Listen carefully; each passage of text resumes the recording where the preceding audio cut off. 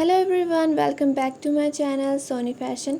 आज की वीडियो में आप इस 3 लेयर फ्रॉक की कटिंग और स्टिचिंग करना सीखेंगे।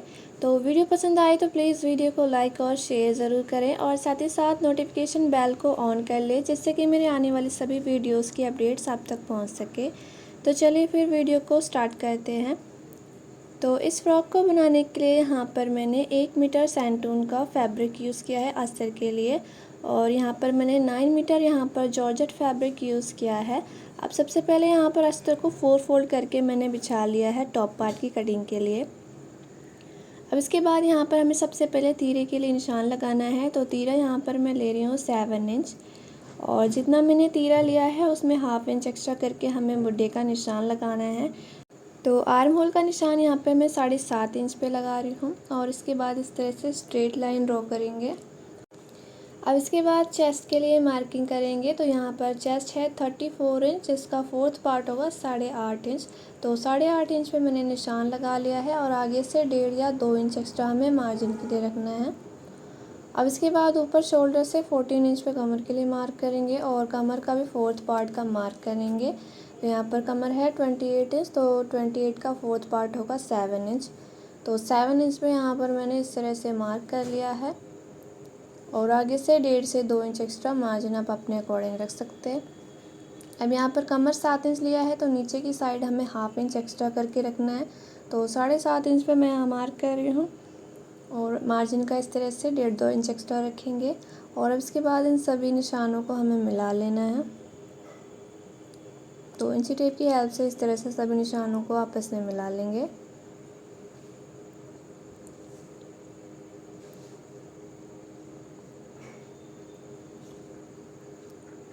अब इसके बाद वेस्ट लाइन और चेस्ट लाइन का सेंटर करेंगे इस तरह से।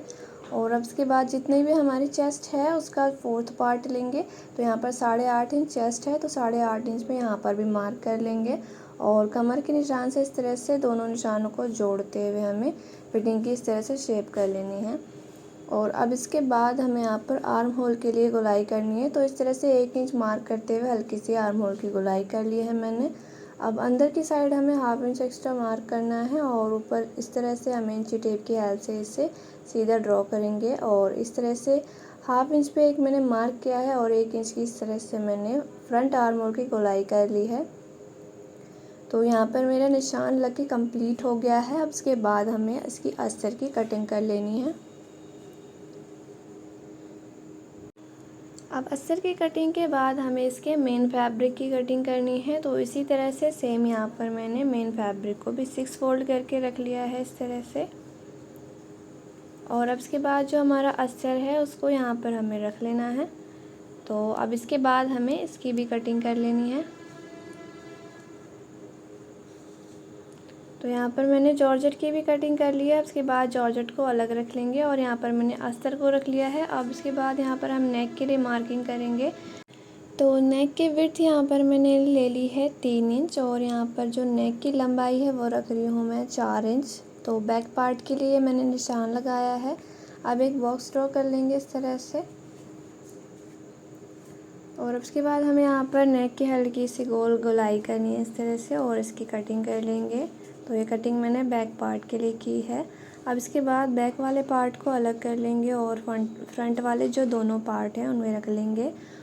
अब यहाँ पर भी हमें 3 इंच के लिए एक निशान लगाना है, और उसके बाद यहाँ पर हमें फ्रंट वाले नेक की लंबाई लेनी है।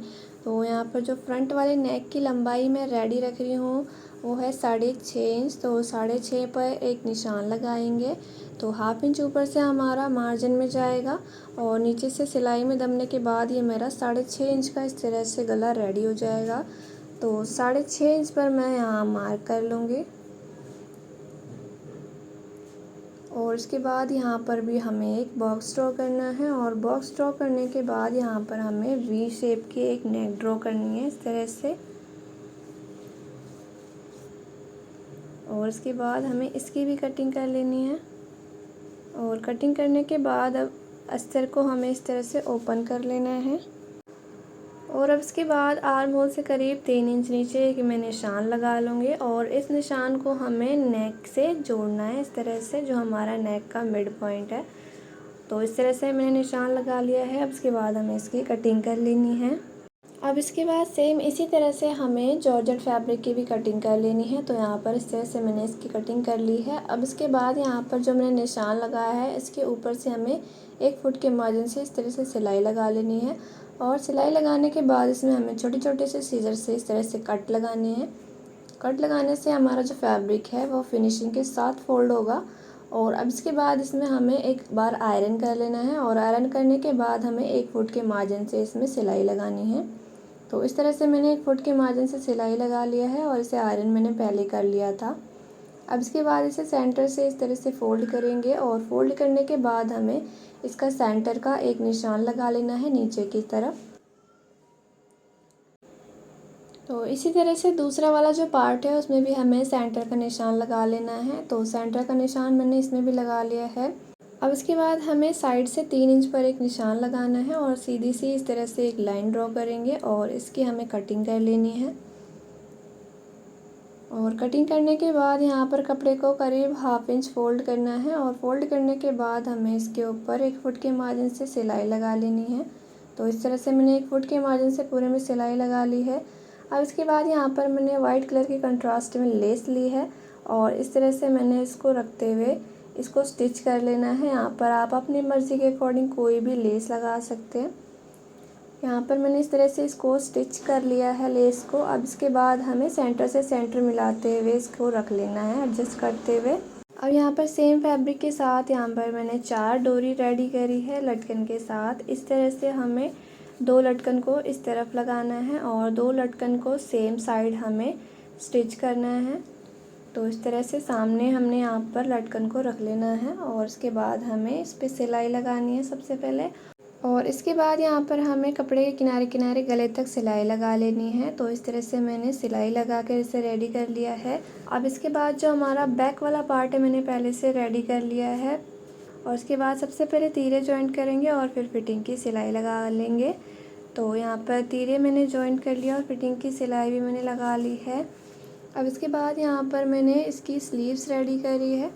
तो यहाँ पर सेम यहाँ पर मैंने लेस का यूज़ करते हुए स्लीव्स को रेडी किया है। अब इसके बाद दोनों स्लीव्स को हमें अटैच कर लेना है आर्म होल के साथ।